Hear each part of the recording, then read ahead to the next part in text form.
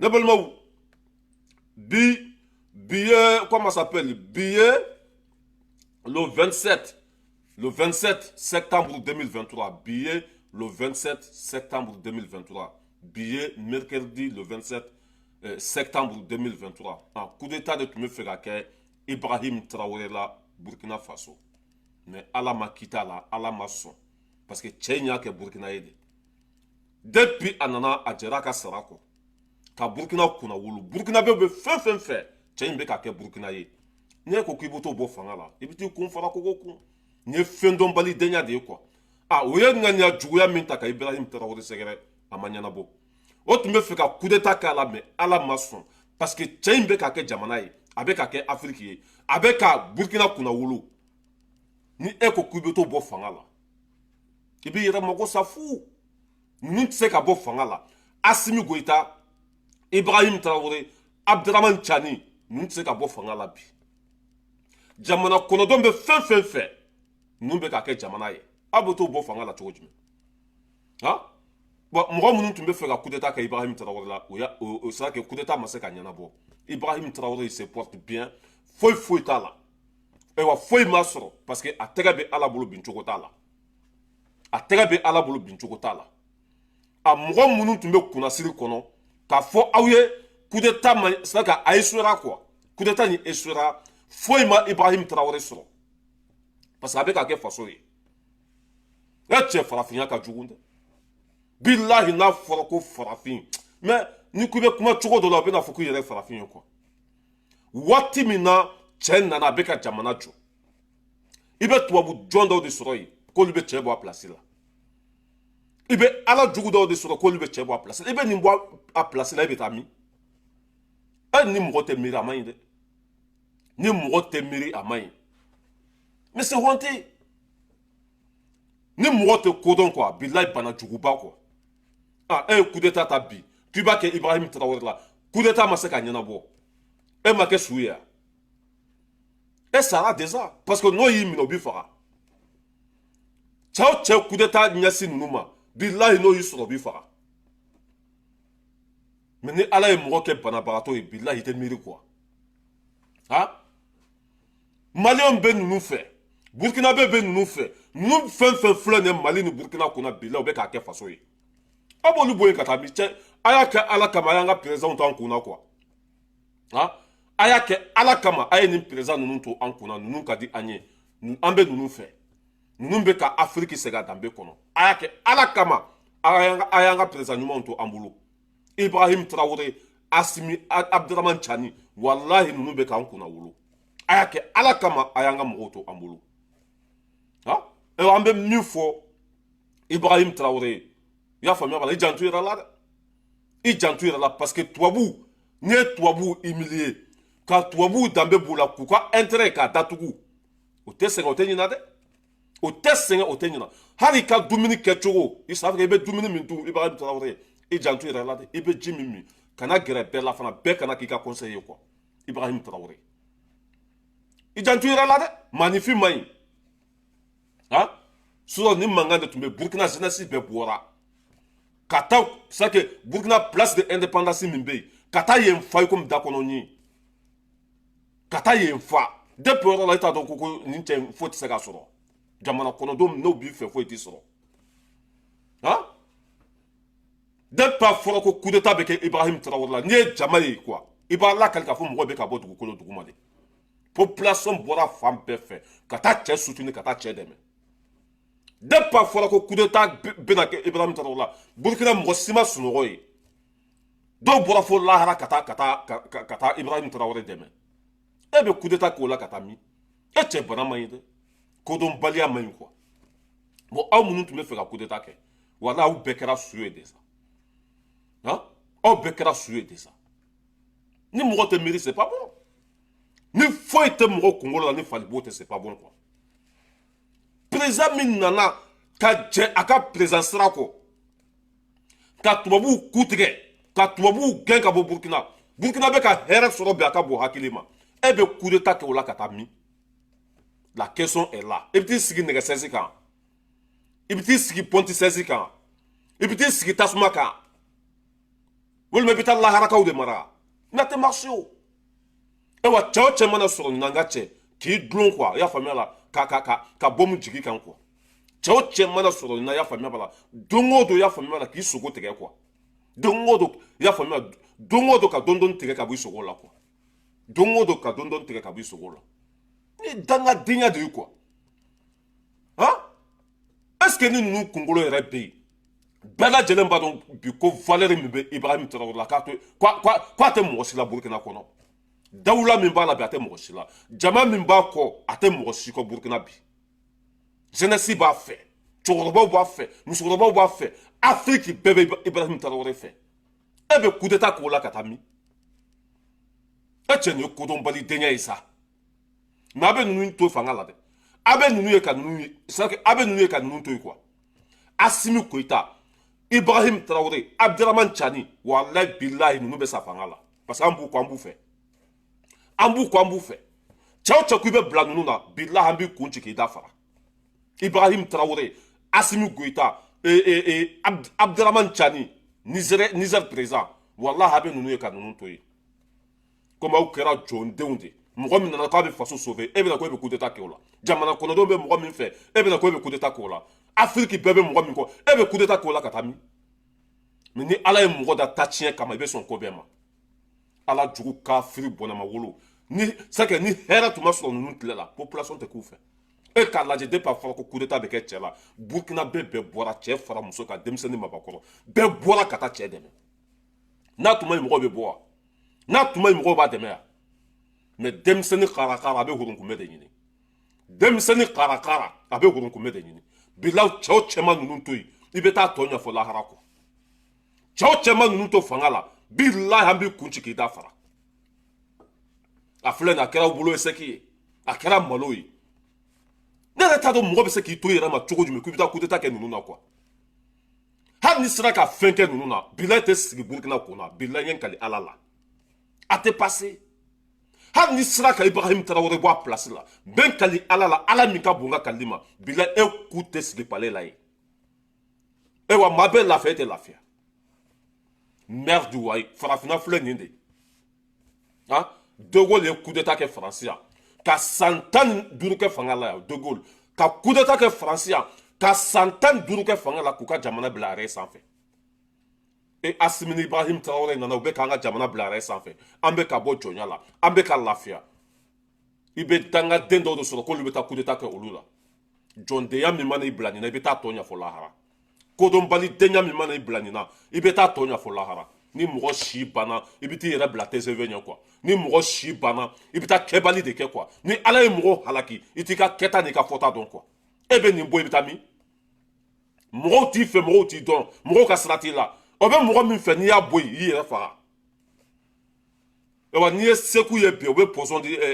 cɛnin ma n'i ye seko ye bi Ibrahim Traoré b'a faga parce que a bɛ ka Afrique kunna wolo a bɛ ka Burkina kunna wolo o man di ala jugu dɔw ye a man di jɔnden dɔw ye a man di tubabu jɔnw ye mais a bɛ ninnu ye fanga la cɛ o cɛ mana maga ninnu na n ye n kali ala la ala min ka bon ka kali ma e bɛ taa tɔ ɲɛfɔ lahara i tɛ mɔgɔ si mara Burkina kɔnɔ ye fo n'i taara marali kɛ lahara dɛ fo n'i taara kɛ président ye lahara sinon Burkina Faso fo ka diɲɛ dugukolo meleke ka coup d'état kɛ Ibrahim na ko e bɛ kɛ président Burkina kɔnɔ wa non c'est vrai que i bɛ k'i yɛrɛ nɛgɛn kɔ a tɛ marcher et depuis a fɔra ko cɛ bɛna ko coup d'état tun bɛna k'a la jama min bɔra a ka bon hakili ma i bɛ ala kali k'a fɔ sa ma sigi don i bɛ ala kali k'a fɔ ko arafa don i bɛ ala kali k'a fɔ maka ni ji da de fa ko a fɔra ko coup d'état bɛna kɛ cɛ la jama bɔra fan bɛɛ fɛ c'est honte ah ninnu bɛna hakili sɔrɔ san jumɛn mais coup d'état tɛ kɛ ninnu na dɛ parce que an bɛ ninnu fɛ ninnu de bɛ k'anw furakɛ ninnu de bɛ k'anw jigi tugu ninnu de bɛ k'anw ka kow ɲɛnabɔ an ye fɛn fɛn ɲini ninnu fɛ o bɛ ka di an ma an ye fɛn fɛn ɲini ninnu fɛ o sɔnna u t'u diya i y'a faamuya la o tɛ se ka taa furakɛ kɔfɛ o tɛ se ka taa tunga la o tɛ se ka foyi kɛ faso kumabɔli senfɛ ne ko k'i bɛ taa kojugu kɛ olu la ala tɛ sɔn kira tɛ sɔn jamana kɔnɔdenw tɛ sɔn a tɛ passé e wa a bɛ cɛ o cɛ kɔnɔ n'i m'a dabila fɛn bɛ yɛlɛ i la ni n tɛ fɛn min da kɔnɔ Assimi Goïta Ibrahim Traoré a bɛ cɛ o cɛ kɔnɔ ko be coup d'état ke nunu na nyen kali ala la fembe yeli la nyinte fembe d'accord parce que a marché o ne te bo Burkina be Ibrahim Traoré fait mba fait kada mun ka dambe de bala ne te Burkina be ye membe Ibrahim Traoré fait mba fait kada kunjumen de ka horondu abe Afrique fait ne nana kibo boy ne rebenga be tere ka bo français ka tan sen fili kono ne nana kibo Ibrahim Traoré bo a placer là ne rebenga be tere ka bo français ya fami ka ti kunchi ke ida fara itami ni ala ye mɔgɔ kɛ bɔnɛma wolo ye ka mɔgɔ kɛ ala jugu ye ka mɔgɔ kɛ fɛn dɔnbali ye i bɛ sɔn ko bɛɛ ma ninnu tɛ bɔ yen dɛ e wa coup d'état tɛ kɛ ninnu na an bɛ ninnu fɛ de grâce ninnu Afrique bɛ ka bonya bi bilahi Asimi fɔlɔ de ye coup d'état kɛ Ibrahim Traoré fana nana coup d'état kɛ a sera kɔrɔkɛ ma Asimi ye jamana jɔ cogo fa dɔgɔkɛ ye a ma Asimi soso Asimi ye fɛn fɛn fɔ cɛ ye a y'a bɛɛ ta ka baara kɛ n'a ye Malien bebe Ibrahim Traoré fait avec comme Burkina bebe fana be Asimi fait cogo na ni jamana fila in billahi cɛw cɛman na se ninnu ka président ma malien c'est que malien délégation o de bɛ bɔ Bamako k'u kun da Burkina kan ka taa bɛɛ bâtard sauter yen ninnu tɛ bɔ yen dɛ et wa a bɛ cɛw kɔnɔ hali k'a bila a tɛ marché yan a bɛ cɛw kɔnɔ ka ninnu bɔ a place la wallahi n ye n kali ala la ala min ka bon n ka kalili ma a tɛ marché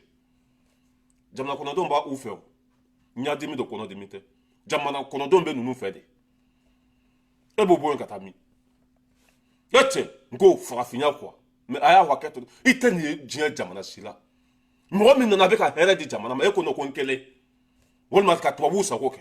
Ibrahim Traoré bɛ ka tubabuw mankutu tiɲɛ bi k'u humilier k'u jogo yira bɛɛ la o man di tubabuw ye o bɛ lagasaden dɔw sara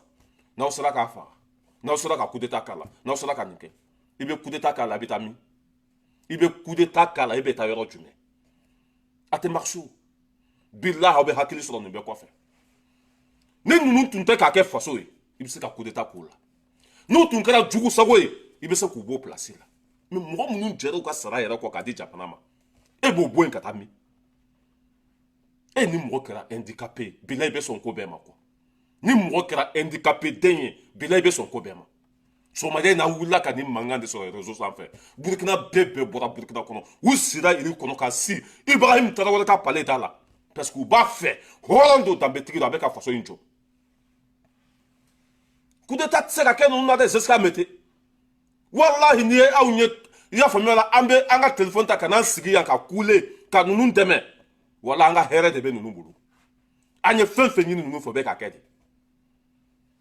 an tɛ ninnu labila dɛ billahi cɛw cɛ mana kɔrɔbɔ i bɛ taa tɔ ɲɛfɔ lahara Burkina b'a fɛ Malienw b'a fɛ Camerounɛw b'a fɛ laharakaw b'a fɛ a taara discours min kalan Irisi jamana la bɛɛ kɛra cɛ fɛ tuguni a taara discours min kalan Irisi jamana na bɛɛ kɛra Ibrahim Traoré fɛ tuguni e b'o bɔ i bɛ t'i kun fara kogo kun wa i b'a bɔ i bɛ taa sigi lahara de kun na wa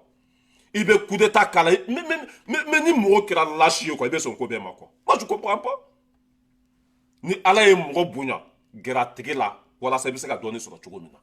ni ala ye mɔgɔ bila i ɲɛ gɛrɛ tigi la i bɛ se ka hɛrɛ dɔɔni sɔrɔ a bolo cogo min na mais ni ala ye mɔgɔ bonya ko e b'a a tɛ marché yan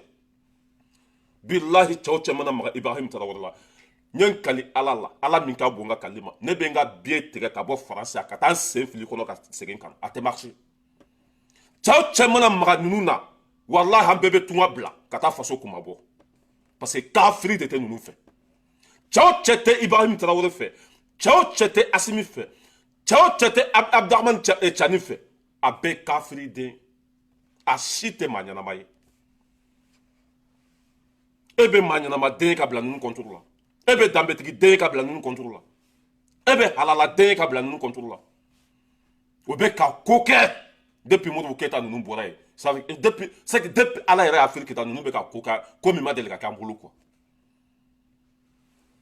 i bɛ banabagatɔ dɔw de ye musokolonden dɔw de ye gulɔmina dɔw de ye jugusagoden dɔw de ye ko bɛ taa ninnu b'o place la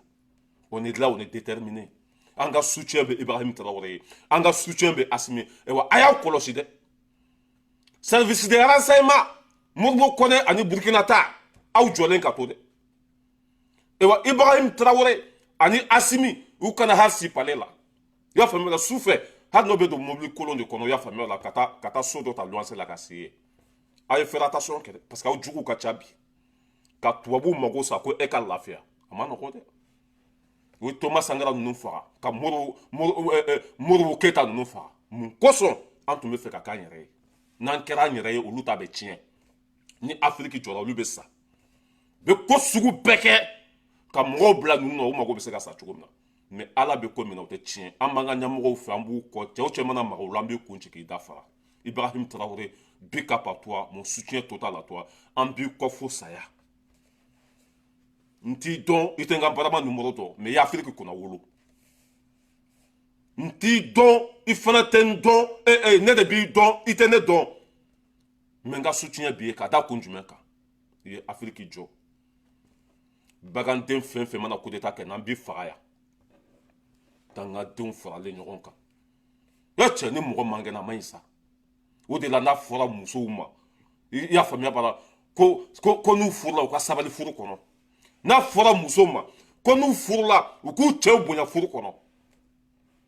n'a fɔra musow ma ko n'u furula i y'a faamuya b'a la u ka kɛ hɔrɔn ye n'i ma kɛ hɔrɔn ye a dɔ tɛ nin ye n'i ye cɛ tromper furu la i bɛ nin den sugu de wolo mɔgɔ minnu tun bɛ fɛ ka coup d'état kɛ Ibrahim Traoré la ni muso ma sabali furu kɔnɔ i bɛ nin lagasa den ninnu de wolo min tun bɛ fɛ ka coup d'état kɛ Ibrahim Traoré la e bɛ coup d'état kɛ Ibrahim Traoré la i bɛ taa min a filɛ nin coup d'état ma c'est que a échoué coup d'état ma se ka kɛ e ma kɛ su ye wa hali ni fɛn ma kɛ e la e bɛ se k'i kun kɔrɔta kabila la wa hali ni e ma faga e bɛ se k'i kun kɔrɔta danbe kɛnɛ kan wa i tɛ se i faw b'a fɛ i baw b'a fɛ mais n'an bɛ taa an bɛ se ka ɲini Afiriki population bɛɛ fɛ an jɔlen ka to ninnu kɔfɛ ka ɲini Afiriki population bɛɛ fɛ an jɔlen ka to ninnu kɔfɛ ni jamana saba in bi Mali Burkina Niger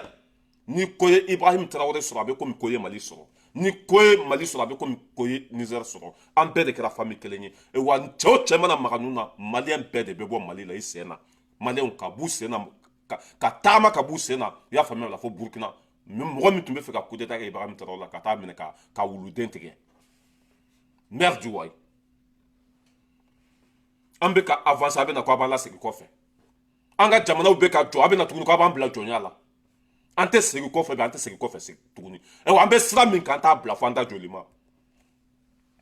an bɛ ka avancer a bɛ na lasegin jɔnya la min ko a ka bon hakili ma quoi Afiriki bɛ ka jɔ u bɛ na lasegin jɔnya la tuguni an tɛ sɔn bi an tɛ sɔn sini an tɛ sɔn bi an tɛ sɔn sini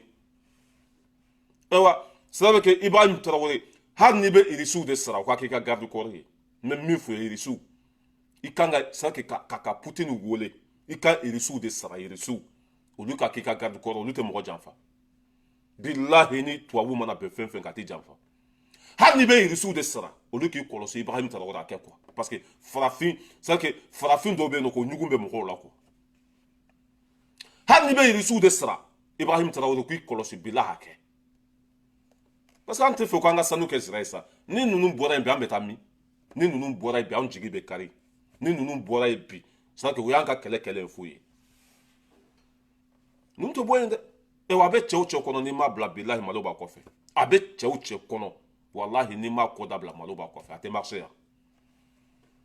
k'a firi ala jugu n'u y'u fa u ka dulɔ la u b'a ɲini ka tubabuw sago kɛ n'u y'u fa i y'a faamuya b'a la u ka cimin caman na u b'a ɲini ka tubabuw sago kɛ a tɛ marché yan min yɛrɛ tun bɛ fɛ ka coup d'état kɛ ko sɔrɔdasi tɛ min tun bɛ fɛ ka coup d'état kɛ ko sɔrɔdasi tɛ ko diplomate dɔ de quoi min tun bɛ fɛ ka coup d'état kɛ dɛ sɔrɔdasi yɛrɛ tɛ mais ale de bɛ ji dugu ma tubabu jɔn dɔ don a bɛ ji dugu ma ka sɔrɔdasi dɔw pousser u ka coup d'état kɛ min yɛrɛ bɛ coup d'état in dugu ma sɔrɔdasi tɛ jɔnden dɔ don a bɛ ka sɔrɔdasi dɔw pousser u ka Mali kɛ Ibrahim Traoré la mais a tɛ marché yan ni fɛn ye nin sɔrɔ a bɛ komi fɛn ye Mali sɔrɔ a tɛ marché dɛ depuis ala ka Burkina da a ma kɛ fɔlɔ président kan ka jɛ a ka sara kɔ a fɔlɔ Ibrahim Traoré de la hali a ma kɛ Thomas Sankara tile la k'a to kɛlɛkɛyɔrɔ la a bɛ sara min ta hali bi a bɛ ko sara kelen de ta président sara jɛra o kɔ k'a da mun kan faso bɛ se ka basigi cogo min na e ɲamɔgɔden e b'o bɔ i bɛ taa min e bɛ taa min walahi muso kolon tɛ foyi wolo ni den kolon tɛ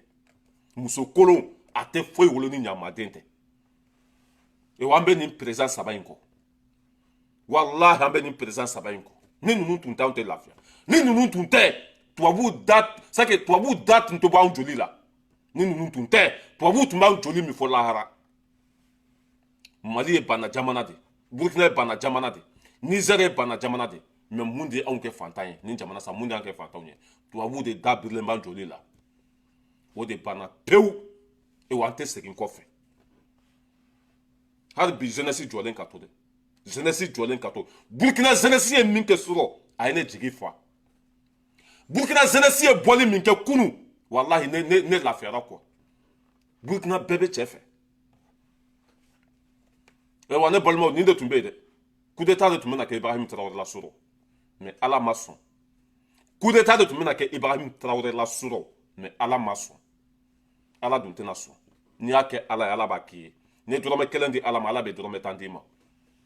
Chawo chemana blanuna malo ibo de so. Chawo chemana blanuna billahi ni lebute ite fo so.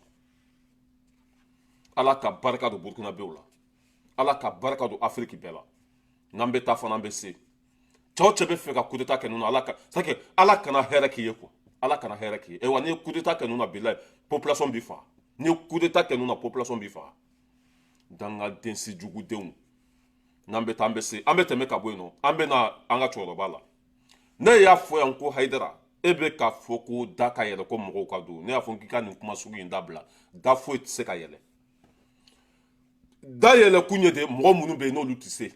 da be yele fela nyana ma be mo munu kono lukata faraoka ne be ka foko daka yele mo munu ka do an tegelembo lulate dat se ka yele lu etugunu choroba ne ya fo yankiki sembo ni sena i sigi ka misiri kɔnɔ i ni ka a tɔgɔ amisari mɔgɔw tɛgɛ ka to ɲɔgɔn bolo walahi ninnu bɛ se aw b'a fɔ k'a bɛna solution fɛn fɛn di ninnu ma solution yɛrɛ bɛ ninnu bolo de sa mɛ ka bɔ hakili ma an tɛ fɛ k'aw dɔgɔya an tɛ fɛ ka dɔ fɔ aw ma parce que an fa de ye aw ye mɔgɔbaw de ye aw ye jamatigiw de ye a y'a kɛ ala kama a ye denmisɛn ninnu to fanga la u bɛ se ka ɲɛnabɔ mali bɛ jɔ cogo cogo denmisɛn ninnu b'a dɔn. Mais daka yele sa dabe le jon de bedo anga lame no souvent har ni te fe ka do fu ma ko be do fu ma ko lame marfata be nyana bo e galo nyawa marfata be nyana bo mo ni mo bi sigi de ka mo lame ni e mo lame ni mi se kata ibota ni mi se kata ibobla nga o ka kusa mo ka fo anye sira nyini amasira soro ne ni kuma indoro ndefo do re dmen fora ni ko nyagami yoro jumɛn bin na ayiwa ni de mɛ n'u ye a bɔ a minɛn kɔnɔ a fɔra minnu ye olu b'a bila minɛn kɔnɔ an ye minɛn min fɔ fo ka lahara se minɛn wɛrɛ tɛ yen nin kɔ ko mana gɛlɛya cogo o cogo n'a sigira ka kuma bɛn cogo bɛ sɔrɔ a la ko mana gɛlɛya cogo o cogo foyi t'a ban ni sigi ka kuma tɛ ne y'o de fɔ ayiwa n'u y'a b'o kɔnɔ min ye hakilila fara a kan o y'o kungo de mɛ a fɔra minnu ye olu y'a faamu n y'a fɔ ka d'a kan fana n ko n ka nin kuma in kɔrɔ ye mɔgɔw k'u bɛ sira ɲini u bɛ fɛ ka kuma fanga fɛ hakilila dɔw b'u la n'u y'o yir'u la n'u y'o minɛ a b'u dɛmɛ ka jamana lafiya n y'a bɛɛ fɔ ka fara a kan an bɛ mun wɛrɛ walawala ka tɛmɛ nin kan tun. Bon aw tun bɛ sira kɛ aw tun degera min na dɛ o de tɛ ka sɔrɔ Asimi tile la sira ka di dɛ da ka yɛlɛ dɛ aw tɛ marché Asimi ninnu tile la cɛkɔrɔba ne y'o fɔ e ye sa o tɛ marché Asimi ninnu tile la da foyi tɛ yɛlɛ sira foyi tɛ di aw ye conseil joli di IBK ma yan o si ma to n'a sera ka jamana jɔ dɛ su ni tile aw tun bɛ taa dumuni kɛ kuluba mɛ IBK labanna cogo di aw mana gɛrɛ cɛ o cɛ la a mago bɛ sa aw mana gɛrɛ cɛ o cɛ la a bɛ démissionner de i y'a faamuya b'a la ka jamana wari tila aw ni ɲɔgɔn cɛ ja tɛ marché tuguni sa a y'a kɛ ala kama a ye nin fanga in to a k'a ka baara kɛ fɛla fɛn fɛn bɛ aw bolo a fa de bɛ ninnu bolo da ka yɛlɛ u ni mɔgɔw ka kuma ni jɔn de bɛ kuma mun de gɛlɛyara ni fɛn gɛlɛya sigi ka fɔ de b'a ban mun de bɛ yen n'a gɛlɛyara foyi ma gɛlɛya a y'a kɛ ala kama aw si sɔrɔ yɔrɔ min na a ye taa retraite la ten sa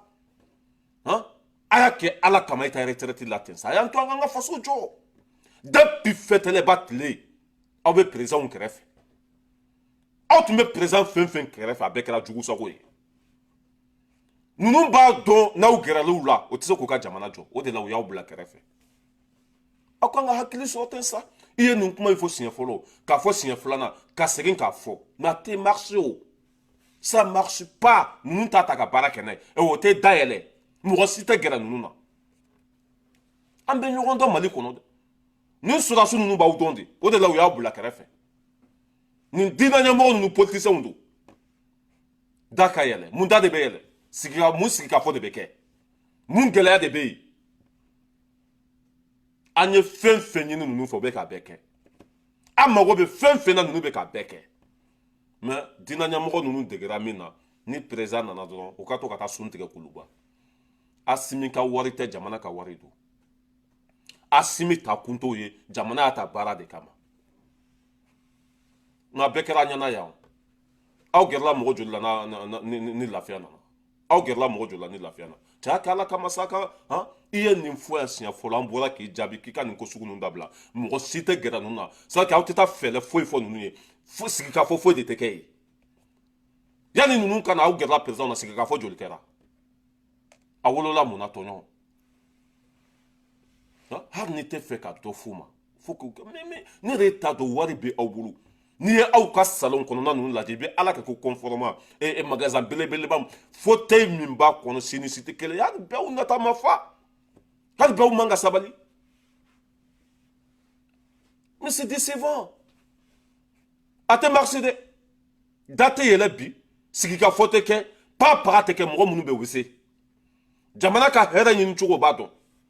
Foi te yele. Da foi te yele ya sigika foi te ke. Ah. Nous y te kange ou reposer ten ça. Mais ni politiciens on seroma. Ha fere bambulo kana fuye. Ni fere tumbu bolo mali be chiwa.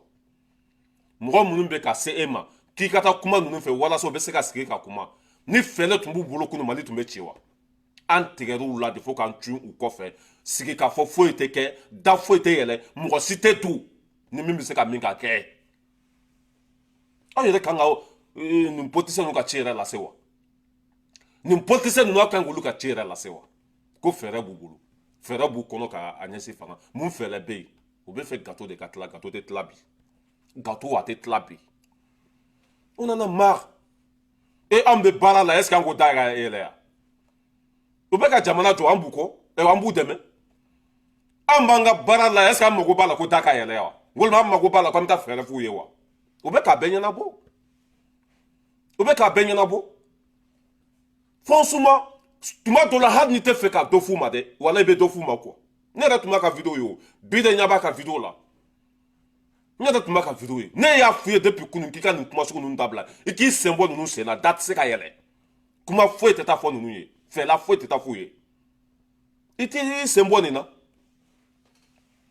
Ou degena gato tla dronde la. Depuis Moussa Tle Kanabla Alpha Tle la ou degena ni de la gato tla. Fe la fuye teta fuye gato be dunchu na fe la de ta fuye. Fe la fuye teta fuye. Jamana na folo be bourgeois to na de ta fuye.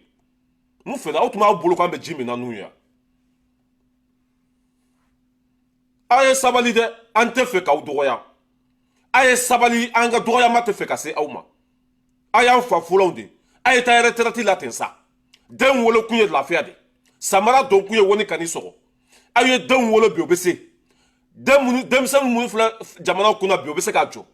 Amma wote mo sika fele la. Kuma fa na ba fle. Nous y a bois maintenant qu'on y a bois maintenant qu'on mais pour que petit sigara koko hein fait la be mo bolo ka fo anga la metukuni ko na ta fo kan ta be se bema la mine mi ngono yika minende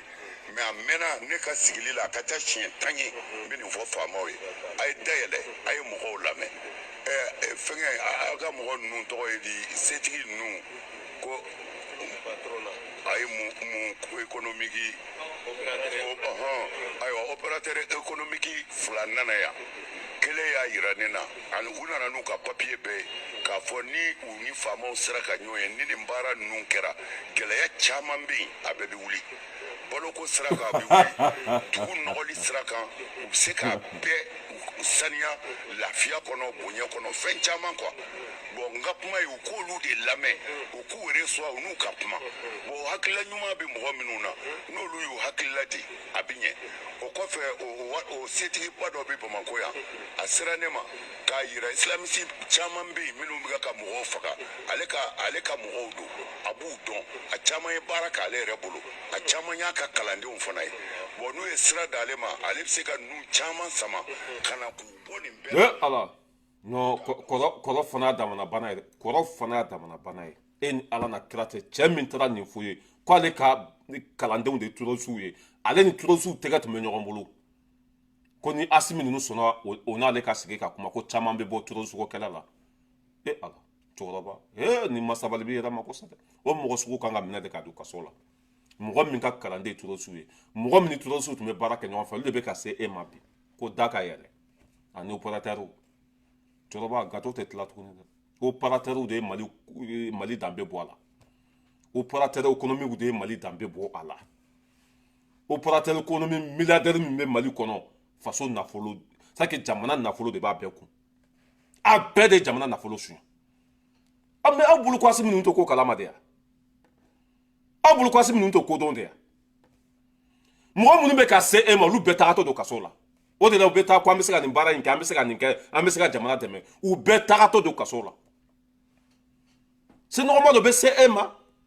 an bɛ fɛ ka nin baara kɛ walasa u kɔ bɛ se ka diya Asimi ye an bɛ fɛ ka nin kɛ jamana ye fu u bɛɛ tagatɔ don kaso la opérateur économique fɛn fɛn bɛ yen a bɛɛ tagatɔ don kaso la parce que a bɛɛ ye zon de ye a bɛɛ zon a bɛɛ tagatɔ don kaso la cɛkɔrɔba i sɛnbɔ ninnu sen na i ni ka amisali k'aw ka baara kɛ ka taa da tɛ se ka yɛlɛ bi da tɛ se ka yɛlɛ sini wa jihadisi ɲɛmɔgɔ min fana ser'i ma k'a bɛ fɛ ani Asimi ninnu ka ɲɔgɔn ye bilahi n'an y'a minɛ an b'a don kaso la jihadisi ɲɛmɔgɔ min fana ser'i ma terroriste ɲɛmɔgɔ min ser'i ma k'ale ka kalandenw de bɛ ka marifa ta ka maliyɛnw faga n'an y'o fana bɛ sɔrɔ an b'o don kaso la a kɛ ala kama sa ninnu ni mɔgɔ si tɛ segin ka kuma u b'u ka baara kɛ cogo dɔrɔn kuma fa n'a ba filɛ voilà an bɛ tɛmɛ ka bɔ yen nɔ c'est pas la peine an bɛ tɛmɛ ka bɔ yen nɔ Asimi an b'a ɲini aw fɛ Isa Kawujimi a kɛra poubelle de ye poubelle a kasa bɛ ka bɛɛ déranger a y'a kɛ ala kama a ye kuma tigɛ Kawujimi na Isa Kawujimi a y'a kɛ ala n'a kira kama aw ka kuma tigɛ Kawujimi na Asimi a ye nin kolonko la ka se Asimi ma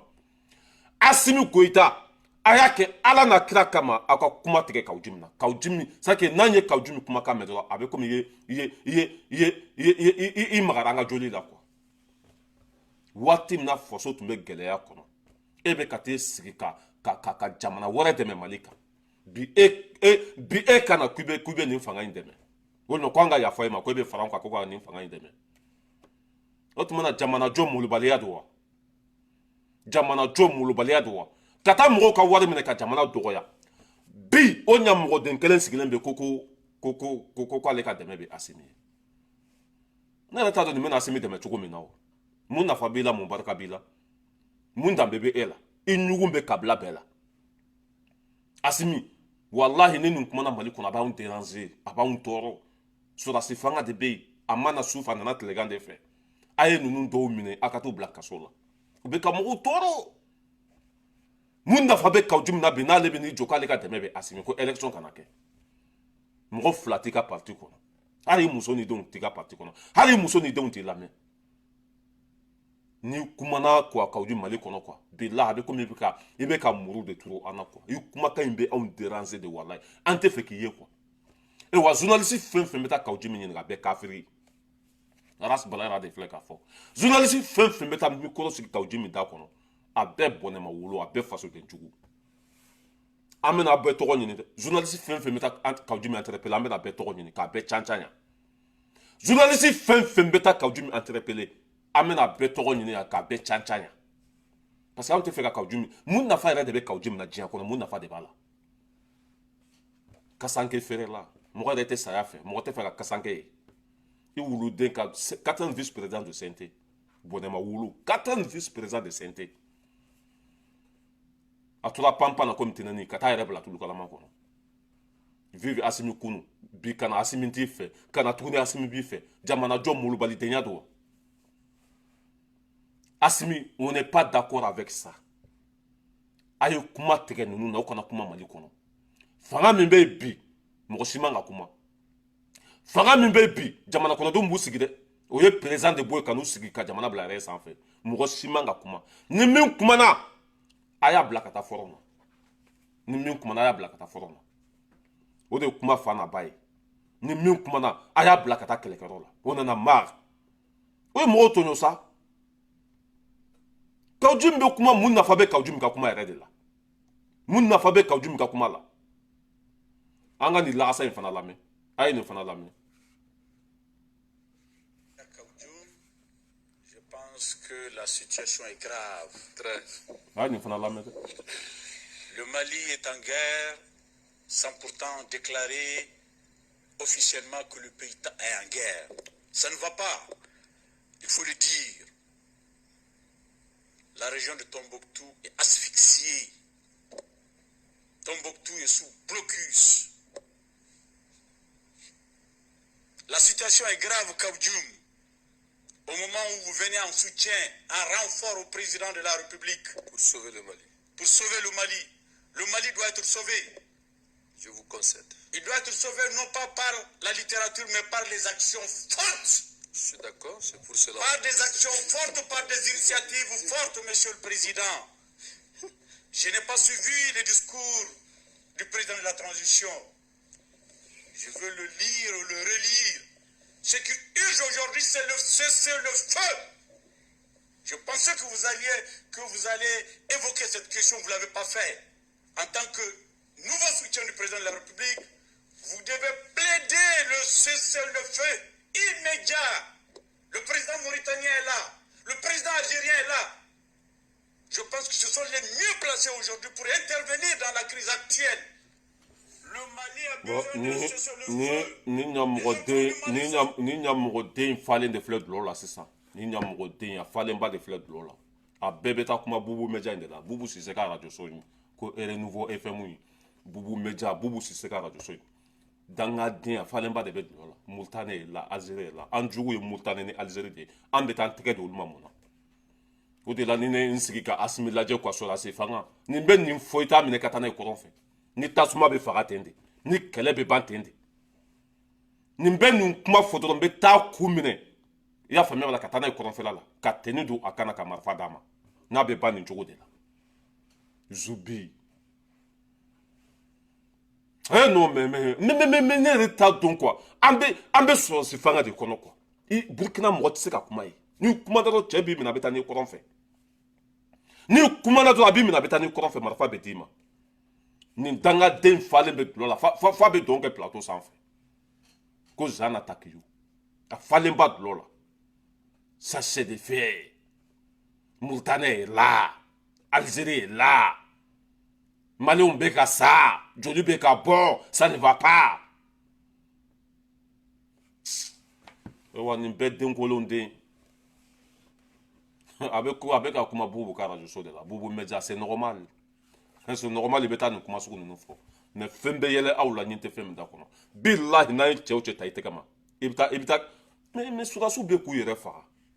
kɛlɛ sugu min bɛ Mali kɔnɔ a ma nɔgɔn Kawjime bɛ ka taa Asimi dɛmɛ Asimi dɛsɛ nin ye nin fɔ a bɛ Mali kɔnɔ ye a ye nin fɔ a bɛ Mali kɔnɔ hali bi a ma minɛ a ye nin fɔ bientôt 2 semaines hali bi a ma minɛ a ye nin fɔ a bɛ 2 semaines bɔ a ma minɛ a ye nin fɔ a bɛ 2 semaines bɔ a ma minɛ maintenant an bɛ taa an bɛ se voilà pour que elle kana janya an ye kunnafoni sɔrɔ ka bɔ min ye comment ça s'appelle Nara mara la ka bɔ Nara ka taa Dili ka bɔ Nara ka taa Dili terroriste hakɛ min bɛ a ka bɔ hakili ma an b'a ɲini an ka ɲɛmɔgɔw fɛ n'an ye kunnafoni fɛn fɛn di aw ma a y'a ta ba la quoi ka bɔ Nara ka taa comment ça s'appelle Dili terroriste baden de bɛ yen an ye Karata ta fɔ kunun ka Bagunu ta fɔ dɔ fana y'an wele ko ni sera Nara ka bɔ Nara ka taa fɔ Dili terroriste min bɛ yen kuncɛli t'a ban terroriste min bɛ yen sisan u bɛ ka kɔrɔnfɛla in de bila n'a bɛ lagasa dɔ jɔlen na n tɛna ale ka commentaire kɛ quoi lagasa dɔ terroriste c'est-à-dire mɔgɔ ninnu de bɛ k'o vidéo sugu ninnu partager Asimi a ye jateminɛ kɛ yen dɛ u mana fara ɲɔgɔn kan dɔrɔn a ka dɔrɔn jigin u kan u caman bɛ yen dɛ a ye jateminɛ kɛ a y'u to ka fara ɲɔgɔn kan yen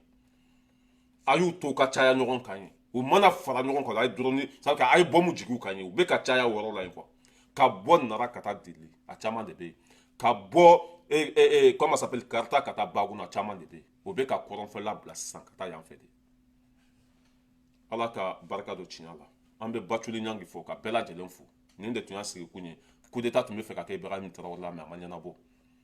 juguw malo la n'an bɛ taa an bɛ se hakɛtɔ bɛ kuma kɔnɔ peut-être voilà n y'a fɔ aw ye ko an fari man d'an na kosɛbɛ quoi là je me sens pas bien hali bi n tun tɛ fɛ ka vidéo kɛ mais faso kanu kosɔn n nana n sigi tuguni ka vidéo kɛ quoi kuna sini an ye vidéo dɔ kɛ yan n'i ma fili lundi walima mardi non lundi an ye vidéo dɔ kɛ yan jugu sago dɔw bɔra a bɛ fa nɛnɛ ni ba nɛnɛ na i mana mɔgɔ ye fa nɛnɛ ni ba nɛnɛ na a dɛsɛra ten o si t'anw lajɔ yan an bɛ Asimi dɛmɛ fɔ an joli laban n tɛna a tigi tɔgɔ fɔ parce que mɔgɔ min yɛrɛ ye hali a yɛrɛ wolo ba nɛnɛ an t'o tigi tɔgɔ fɔ yan wa ne yɛrɛ ɲɛ tɛ mɔgɔ la réseau sanfɛ min b'i da don a da la i bɛ to panpan na machine min b'i disi kɔnɔ a batiri bɛ décharger i bɛ sa mɔgɔ min yɛrɛ kɛra handicapé ye machine de b'a disi kɔnɔ n'a pili banna don o don i bɛ sa o de sigilen bɛ ba nɛnɛ na u bɛ don mɔgɔw ka inbox kɔnɔ k'u ba nɛnɛ o t'an b'an bolo anw bɔra duba de kɔnɔ n'anw y'an sigi ka ba nɛnɛ kɛ yan mɔgɔ 160 b'anw wele sisan kana sɔn nin ma sinon kuma min bɛ bɔ aw da kɔnɔ an bɛ se ka ɲɔgɔn fɔ a bɛ se ba nɛnɛ min na bɛɛ bɛ se a la mais anw ka saraka an bɔra duba de kɔnɔ an ka mara t'an permettre k'an bɛna sigi ka mɔgɔ ba nɛnɛ an ye vidéo min kɛ yan tellement que a y'u sɔrɔ an ye vidéo min kɛ tellement que a digir'u la u ye fan bɛɛ kɛ sɔnni ma ko nin ye ba nɛnɛ an tɛ mɔgɔ ba nɛnɛ an bɔra kabilaba de la an bɔra duba de kɔnɔ a bɛ bo fara ka dɛsɛ i y'a faamuya i tɔgɔ tɛ bɔ anw da kɔnɔ wa an ti jaabi fana i ye mɔgɔ 160 fa nɛnɛ olu m'i jaabi o ma sa dɛ i n'u jɔlen ɲɔgɔn kan n'i sera k'u nɛni u ba nɛni i n'u jɔlen ɲɔgɔn kan o de ye cɛya ye i ni ne jɔlen ɲɔgɔn kan ka ne fa ni ba nɛni o de ye cɛya ye k'i sigilen to fo lahara cɛkɔrɔba tɛ to musokɔrɔba tɛ to bɛɛ fa bɛ nɛni an b'aw bo viser yan mɔgɔ minnu kɛra handicapé yɛrɛ ye machine de bɛ yan machine o kɛra yɛrɛ tɛ se ka fiɲɛ sama tuguni o kɛra tɛ se ka fiɲɛ sama u ka don bɛɛ comptelen don u bɛ sa don min na a bɛɛ comptelen don machine de moteur de bɛ yan moteur mana don mɔgɔ la dɔrɔn e ka ko ma ban moteur de bɛ yan n'a pili banna dɔrɔn i bɛ sa ala ka tiɲɛ dɛmɛ hakɛto bɛ kuma kɔnɔ wasalaam